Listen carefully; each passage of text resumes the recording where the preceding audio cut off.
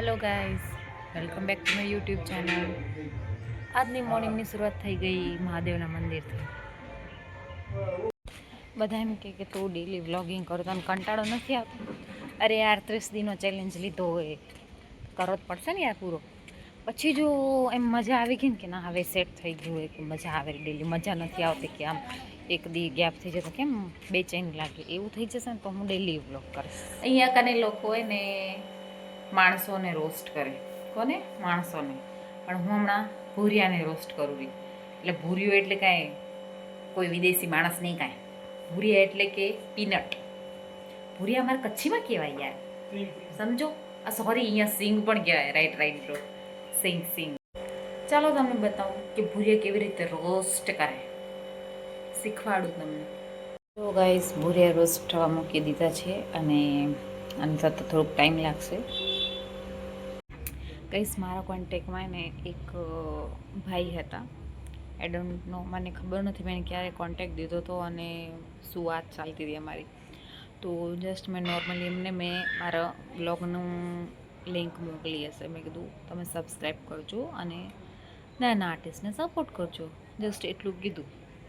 એના બદલામાં મને એટલી બધી લાઈન મોકલી દીધી ને કે એ સીધો મારા બ્લોક લિસ્ટમાં જતો રહ્યો. મને કે રહેવા દો ને, હવે તમને શું કહેવાનું.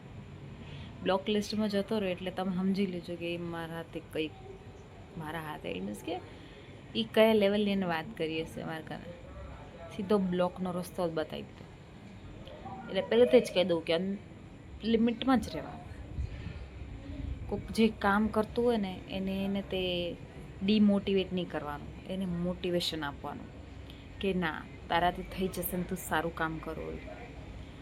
ને એ હારો લુખ્ખો, નામ તો નહીં કહું, મોડો વહેલો ભલે એને કને જાય વિડીયો, એને ખબર પડી જ જશે કે હું એને જ કહું, પણ સત્ય હે વો સત્ય હે. ગાઈઝ, એક વાત કહું, મેં એને મોર્નિંગમાં બહુ મસ્ત કોમેડી રીલ જોઈ હતી. એ રીલમાં એને એવું હતું કે એક છોકરો હતો, તો એને ખુદથી જ સવાલ કરેલો કે અગર મારા અકાઉન્ટમાં, એમ ઇમેજિનેશન કરેલો ને ખુદથી જ સવાલ કરેલો, બે થતું હતું એના મનમાં કે અગર મારા અકાઉન્ટમાં 3 કરોડ કોક અચાનક આમ ભૂલથી ટ્રાન્સફર કરી દે તો હું 3 કરોડનું શું કરીશ? પોતે જ જવાબ દે રહો, 1 કરોડનું ઘર લઈશ, 1 કરોડની ગાડી લઈશ ને 1 કરોડ દાન કરી દઈશ. તો પછી પોતે જ વિચાર કરો, 1 કરોડ જો હું દાન કરી દઈશ તો મારે પોતાનો ખર્ચી બચશે નહીં. તો હવે શું કરું? કે 99 લાખ માર્કર રાખીશ, 1 લાખનું દાન કરીશ. કારણ કે એનું કહેવાનો મતલબ એમ કે દાન મનથી કરો યા તનથી, પછી દિલથી કરો, ગમે એમ કરો, દાન તો દાન જ કહેવાય. પોતાની ખર્ચી એને પેલી વિચારી. એટલું મસ્ત બોલતી હતી ને આ રિક્ષાવાળો ટી ચાલુ જ પડે તો હરખી વાતે કરવાના દીદી. આ તમને સંભળાઈ તો જશે, હું બોલીશ તમને સંભળાશે જ બધું, પણ આની બેકગ્રાઉન્ડ મ્યુઝિક જો ટી ગેટનો અવાજ બંધ કરે ખોલે. ખરેખર ગાઈસ, સિવિક સેન્સ નામની કોઈ ચીજ જ નથી. આવી પછી પાછળ દેખાવ તમે કેમેરામાં કે પછી અવાજ કરો. સાચી જ વાત. હવેથી ને અમારા સોસાયટીને ડોગેશભાઈને ઓછા વતાડીશ. અમારા અહીંયા એટલે એક ડોગેશભાઈ નથી, ઘણા બધા ડોગેશભાઈ, પણ હું હવે ને અમારા વિડીયોમાં ઓછું વતાડીશ. તમે મારા બ્લોગમાં ઓછા જોવા મળશે. કાલથી મળશે કોક વાર, પણ ઓછા એમ. કારણ કે મને મારા ફ્રેન્ડ્સ રીલ્સ મૂક્યા હતા કે તારો ડોગેશભાઈ આવી ગયો, તારા ડોગેશભાઈની રીલ આવી જો, ઇન્સ્ટામાં મૂક્યા. ફિલ્ટર કેટલું મસ્ત હોય હતા. ચશ્મા આવે, ઉપર હાટ આવે ને, લિપ ગ્લોસ પણ આવી જાય, સૂટ થારું મારા ફેસમાં. નથી કને કાંઈ મારી પાસે ટોપિક બોલવા માટે.